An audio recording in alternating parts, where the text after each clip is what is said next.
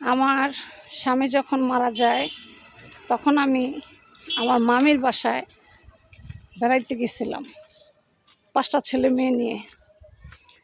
আমার মামি হচ্ছে আপনার প্রচণ্ড কোটিপতি, 10তলা বিল্ডিং, তার প্রায় 10টা।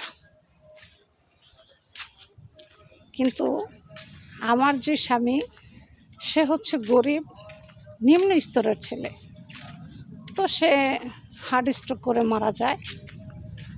যাওয়ার পর 5টা ছেলে মেয়ে নিয়ে আমি খুব বিপদে পড়ে যাই। পরে আমি আমার মামার বাড়ি যাই। যাওয়ার পরে আমার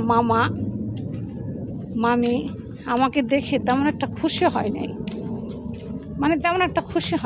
আমার 5টা ছেলে মেয়ে দেখে, আমাকে দেখে তারা খুশি হয় নাই। তো আমি সব কথা বিস্তারিত খুলে বললাম যে মামা, আমার তো থাকার জায়গা নাই, তোমার তো অনেকগুলো বাড়ি, আমাকে তোমার একটা বাড়ি দাও থাকার জন্য। তখন সে বলে আমার তো এগুলো সব ভাড়া, আমার প্রায় মাস গেলে 10,000 20,000 টাকার মতো প্রায় ভাড়া আসে। তাহলে এখন এটা আমি কেমনে কী করি, আমার বলতেছে আর কি। তখন আমি চিন্তা করে দেখলাম মামা যেহেতু বলতেছে কথাটা, এতগুলো টাকা ভাড়া আসে, আমার পক্ষে তো দেওয়া সম্ভব না। তাহলে এক কাজ করি, তার বাসায় আমি কাজ করে তাহলে থাকলে হয়তো ঋণ শোধ হয়ে যাবে। তো চিন্তা করলাম যে যেহেতু মামার বাড়ি, এত বড় বাড়ি আমি ভাড়া দিয়ে থাকতে পারবো না, তাহলে আমি তার সম্পূর্ণ কাজ করে দিব, সেই হিসাবে আমি থাকব। এখন ওনার বাড়িতে যত পার্টি আসুক বা যত অনুষ্ঠান হয়, সব অনুষ্ঠান হলে সে আমাকে পরিচয় দেয় আমি তার কাজের মহিলা ওই বাড়ির। আমি যে সে যে আমার মামি এটা পরিচয় দেয় না। আর আমার মামা তার বোনের মেয়ে সেও পরিচয় দেয় না। তো মনে মনে আমি খুব কষ্ট পাই। পরে চিন্তা করলাম কষ্ট পাই কী হবে, 5টা ছেলে মেয়ে আমার ছোট, এদেরকে তো আমার মানুষ করতে হবে, কষ্ট পাওয়ার দরকার নেই। যা পরিচয় দেখ, পরিচয় কী আসা যায়, আমি খাইতে পারতেছি, পড়তে পারতেছি, বিনা হিসাবে থাকতে পারতেছি, ভাড়া দিতে হয় না, কিছু না, এটাই আমার জন্য অনেক। তখন এটা আমি চিন্তা করে সব কিছু মাইনে নিলাম। নেওয়ার পর চলতেছি আলহামদুলিল্লাহ ভালো। তো হঠাৎ করে একজন মানুষ আসলো আমার জীবনে।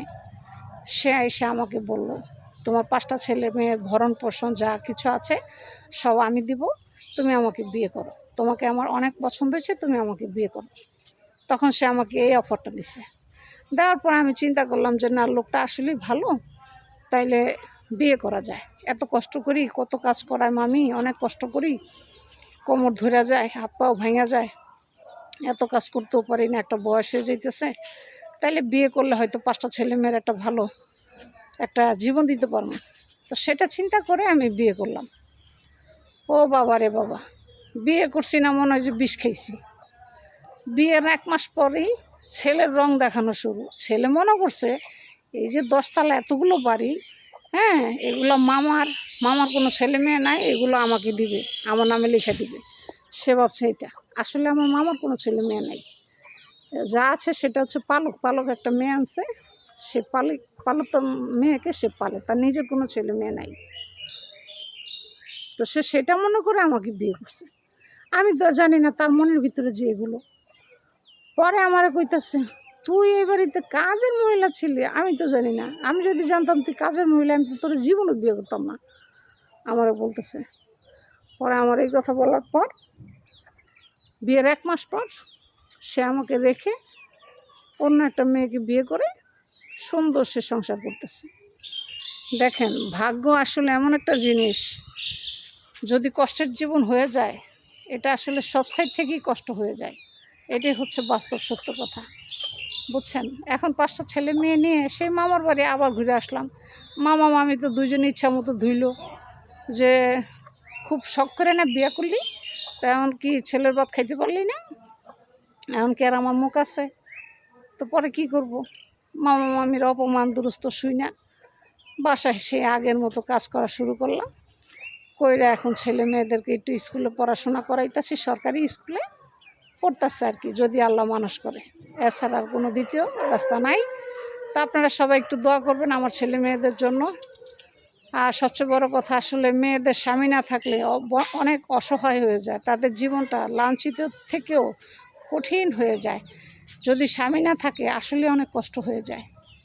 আমার জন্য সবাই একটু দোয়া করবেন।